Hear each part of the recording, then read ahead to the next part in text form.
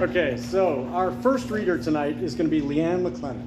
And Leanne wrote the trilogy called The Supernormal Legacy, which is a YA trilogy set right here in Portland. So this is exciting for our young adult readers. And she's going to share with you from Norma, book one.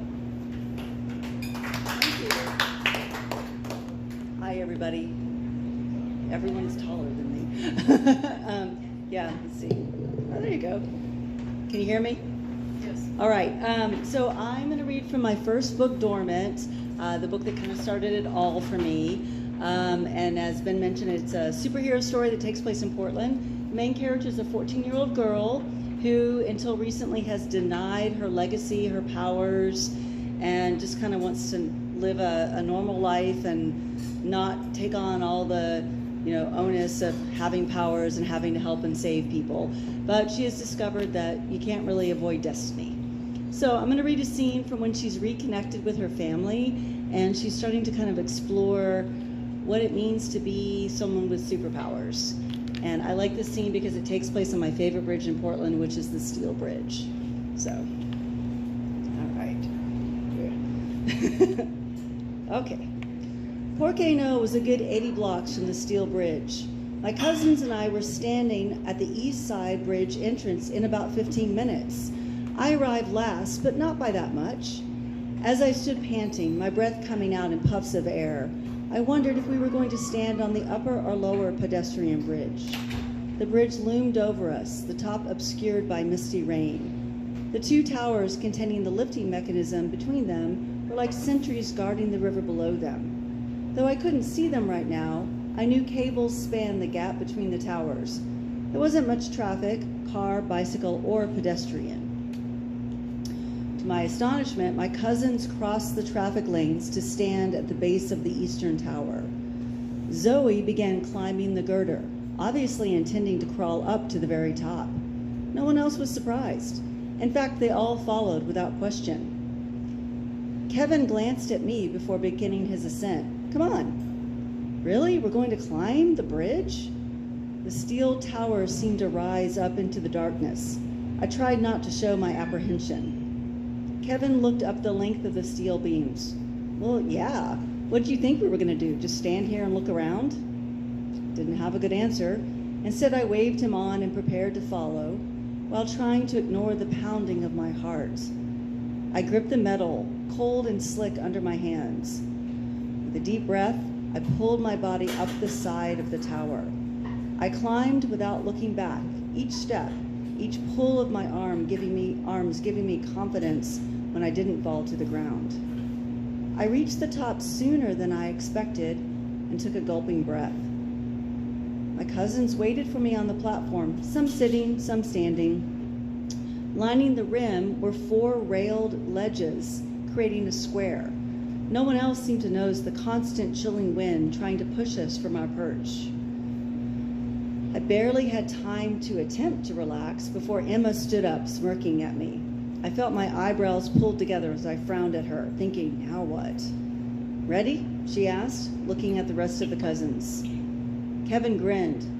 Oh yes, let's go into circus acrobat mode. He bounced on the balls of his feet with excitement.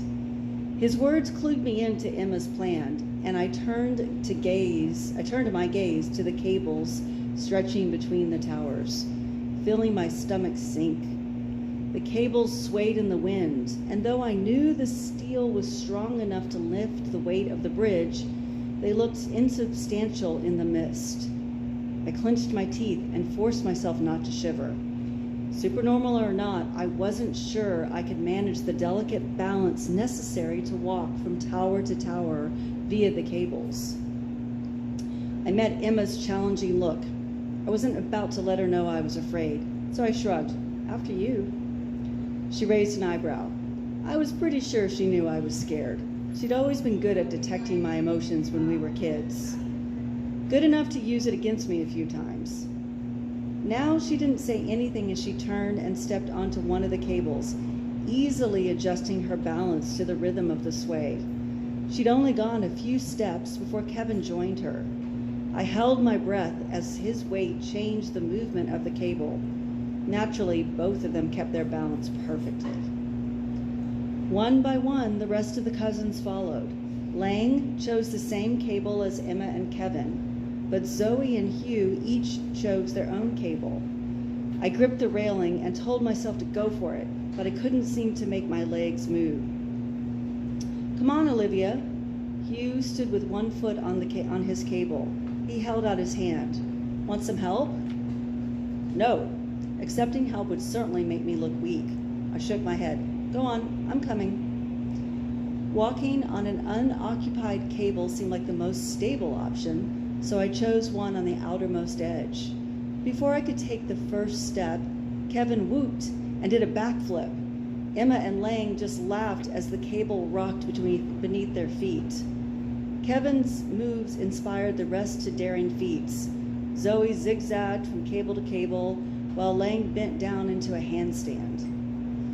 Now I really couldn't chicken out. The least I could do was walk on the stupid cable. At that moment, Emma turned around. What's wrong, Olivia? Scared? I glared at her as I took the first step forward. My stomach swooped uncomfortably as the cable undulated beneath my feet, but I forced myself to take the next step, and the next. I kept my eyes forward, afraid to look down at the bridge and the water below me. Ollie, just relax, you'll be fine, Kevin called out. Just relax? Was he crazy? I was on a cable the size of my thigh, a couple of 100 feet above the river, with the wind buffeting me.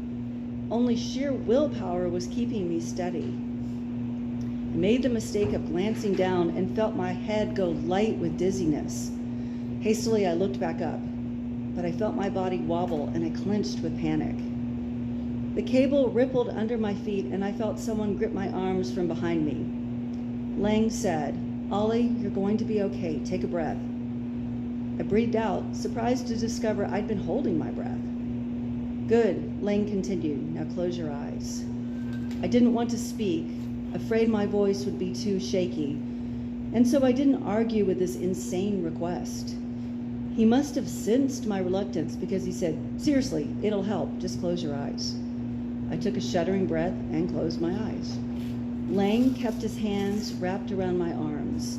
I waited for something to happen, not sure what to expect. After a minute, I said, so? I stopped because something was happening. The orientation of my body kept righting itself with the sway of the cable, as if there was a gyroscope in my head. I no longer felt unsteady. Instead, my body relaxed into the movement, adjusting and readjusting as necessary. I opened my eyes cautiously in case my sense of balance went away, but I stayed steady. Lang sensed my release of tension. He let me go, and I felt him step back. Wow. It was all I could do to come up with to describe how amazing it felt to be standing comfortably on a narrow cable a couple of 100 feet above the river with the wind buffeting me.